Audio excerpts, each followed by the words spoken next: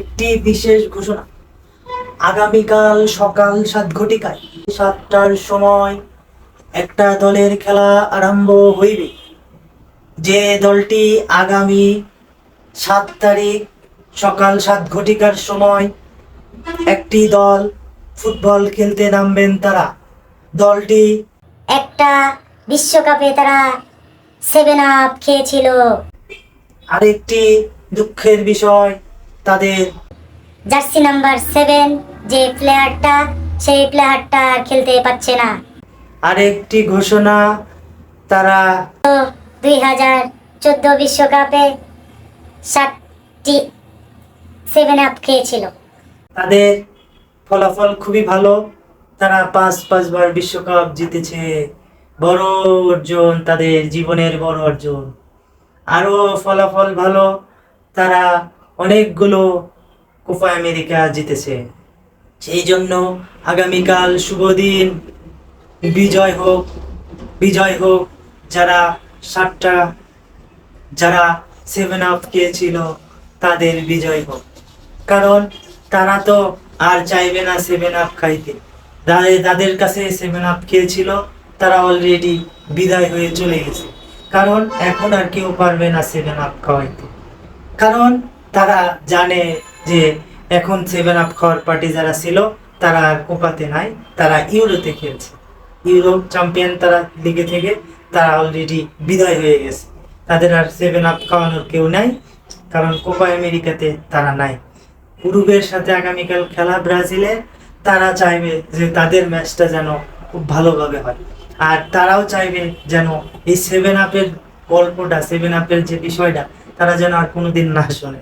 কারণ বাংলাদেশের মানুষ এই 7 আপ নিয়ে যত যত ক্রিটিজম করতে পারে, সারা বিশ্বের মানুষ আর এত কোনোদিন ক্রিটিজম করেনি। কারণ একটাবার ব্রাজিল 7টা গোল খাইছে, সেটা রেস্ট আজ 2014 থেকে 2024 10টা বছর, ফুল 10টা বছর ব্রাজিলে এই একটা কথাই শুনতে হচ্ছে, 7 আপ 7 আপ 7 আপ।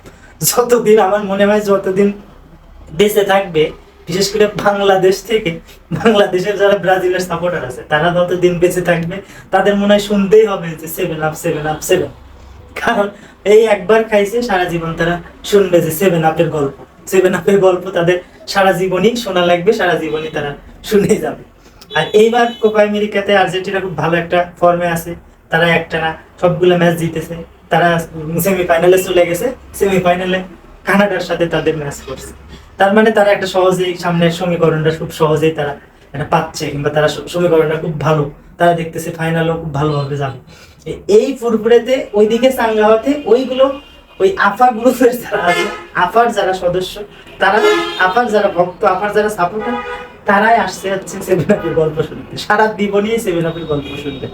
ব্রাজিলের সাপোর্ট করা, আর ব্রাজিলের সাপোর্ট করা 7 আপের গল্প শুনবে না, এরকম সাপোর্টার মনে হয় আমার দেখা মতে নাই। কারণ বাংলাদেশ এমন একটি দেশ, কিংবা এমন একটি অবস্থান, যে এই ব্রাজিলের আর কিছু দিয়ে কোনো কিছুই না করতে পারলে এই 7 আপের গল্প তারা শোনাবে। সারা জীবনই তারা এই 7 আপের গল্প শোনাবে। তো আশা করি ব্রাজিল উরুগুয়ের সাথে ভালো একটা সূচনা করবে। তারা ভালো কিছু খেলবে, ভালোভাবে তারা জিতবে। আমরা মনে করি আগামী ফাইনালেও, গত কোপার মতো এবারও আমরা একটা ফাইনাল দেখতে চাই। ব্রাজিল আর্জেন্টিনা, একটা ভালো একটা ফাইনাল আমরা দেখতে চাই। এটা চাই, সারা বাংলাদেশের মানুষ চায় যে আর্জেন্টিনা ব্রাজিল ফাইনাল খেলুক। কে হারবে কে জিতবে সেটা বড় কথা না, কারণ তারা দুইজনই ফাইনাল খেলুক, এটা আমি চাই। কারণ আর্জেন্টিনার জন্য সমীকরণটা একটু সহজ হইলেও ব্রাজিলের জন্য খুব জটিল, সমীকরণটা একটু কঠিন আছে। কিন্তু তারপরেও মনে করি যে না, ব্রাজিল পারবে। ব্রাজিল সামনের দিনগুলো ভালো খেললে, দুইটা ম্যাচ উরুগুয়ের সাথে ভালো খেললে, সামনে ভালো একটা তারা আশা করি ভালো একটা কিছু করবে। তো আমারও আশা থাকবে ব্রাজিলের প্রতি। ব্রাজিল, তোমরা এগিয়ে যাও, আমরা আছি তোমার সাথে। আর্জেন্টিনা, তোমরা এগিয়ে যাও, আমরা আছি তোমার সাথে। কারণ আমরা চাই বাংলাদেশের অধিকাংশ দর্শক চায় আর্জেন্টিনা ব্রাজিল ফাইনাল খেলে। তাদের ভালো একটা ম্যাচ দেখার জন্য আমরা অধীর আগ্রহ বসে আছি। বোদ্ধা, আপনারাও অধীর আগ্রহ বসে আছেন নিশ্চয়। আমরা চাই আর্জেন্টিনা ব্রাজিল ফাইনালে দেখা হবে, ফাইনালে কথা হবে, কারা জিতবে। দোয়া করি, শুভকামনা রইল ব্রাজিল দলের জন্য, আর্জেন্টিনার জন্য শুভকামনা রইল। তারা সামনের ম্যাচ কানাডার সাথে ভালোভাবে জিতুক এবং ব্রাজিল উরুগুয়ের সাথে জিতে সামনের ম্যাচ ভালোভাবে জিতুক। দুইজনকেই ফাইনালে দেখতে চাই। বাংলাদেশ সাপোর্টার হিসাবে দুইজনকেই ফাইনালে দেখতে চাই। আর্জেন্টিনা ব্রাজিল খেলা হবে ও কোপাতে দেখা যাবে সারা বাংলাদেশ। আল্লাহ হাফেজ।